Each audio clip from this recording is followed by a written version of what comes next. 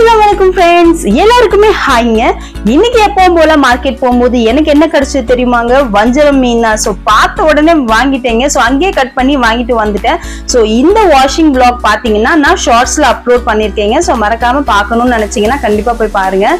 அப்புறம் என்ன, lunch cook பண்ண ஆரம்பிக்க வேண்டியதுதான். இன்னைக்கு லஞ்ச் நான் என்ன குக் பண்ணேன்னு தெரியுமாங்க? கீரை தான். கீரையும் சரி, அது கூட வஞ்சரம் ஃப்ரை தான். ஸோ கீரைக்காக தாங்க ப்ரிப்பரேஷன் நான் பண்ணிட்டு இருக்கேன். எப்பவும் போல கீரை பசலைக்கீரை தான் இன்னைக்கு நான் வாங்கிட்டு வந்தேன். அதை இன்னைக்கு கடைய போறேங்க. கடையிறதுக்காக எப்பவும் போல சன்னா தால் ஆட் பண்ணியிருக்கேன். வெங்காயம், தக்காளி, பச்சை மிளகா, அதுல பாத்தீங்கன்னா பூண்டு, அதோட கொஞ்சோண்டு ஜீரகம் எல்லாமே ஆட் பண்ணியிருக்கேங்க. மிளகாய் தூள் எல்லாமே ஆட் பண்ணியிருக்கேன். ஸோ குக்கிங் பார்த்தீங்கன்னா ஈஸி தான், நிறைய பேருக்கு தெரியும். ஸோ அதனால நான் மெஷர்மெண்ட் எதுவுமே சொல்லணும்னு அவசியமே இல்லைங்க. இன்னைக்கு பார்த்தீங்கன்னா பசலைக்கீரை வாஷ் பண்ணி க்ளீன் பண்ணி எடுத்தாச்சு. இதை நான் முடிஞ்ச அளவுக்கு கட் பண்ணியிருக்கேன். நீங்க நல்ல பொடிசாவும் கட் பண்ணிக்கலாம். நான் ரொம்ப கடைஞ்செல்லாம் எடுக்க மாட்டேங்க. ஸோ கீரையும் பருப்பும் தெரியுற மாதிரி தான் கடைவேன். ஸோ அதனால இந்த அளவுக்கு நல்லா பெருசாவே சேர்த்திருக்கேன்.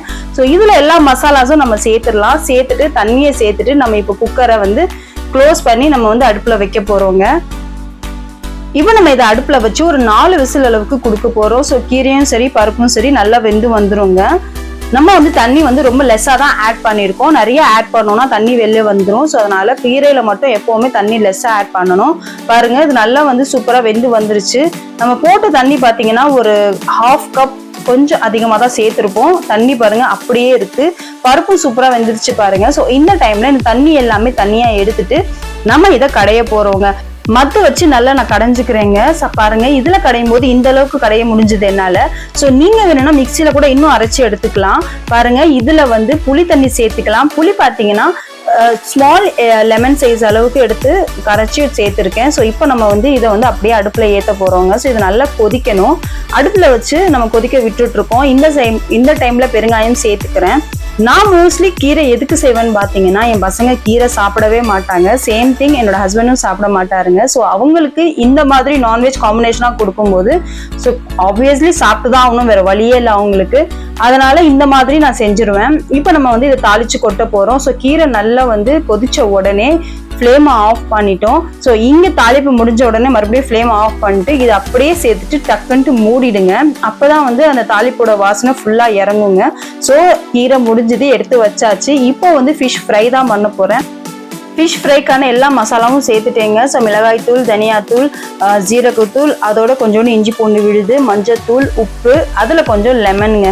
ஸோ எல்லாத்தையும் சேர்த்துட்டு நல்லா மிக்ஸ் பண்ணிக்கலாம். நல்ல பேஸ்ட் மாதிரி நான் கலந்துக்கிட்டேங்க. ஸோ இதில் பார்த்தீங்கன்னா ஒவ்வொரு மீனாக டிப் பண்ணி எடுக்க போகிறேங்க. ஸோ இந்த மசாலா பார்த்தீங்கன்னா நார்மலாக எல்லார் வீட்லேயும் இருக்கிற மசாலா தான். எக்ஸ்ட்ரா எதுவும் நான் ஆட் பண்ணவே இல்லை. இந்த மசாலாவே மீனுக்கு அவ்வளோ டேஸ்ட் கொடுக்குங்க. லெமன் ஆட் பண்ணிருக்கிறதால டேஸ்ட் ரொம்ப டாப் மோஸ்டாக இருக்கும்.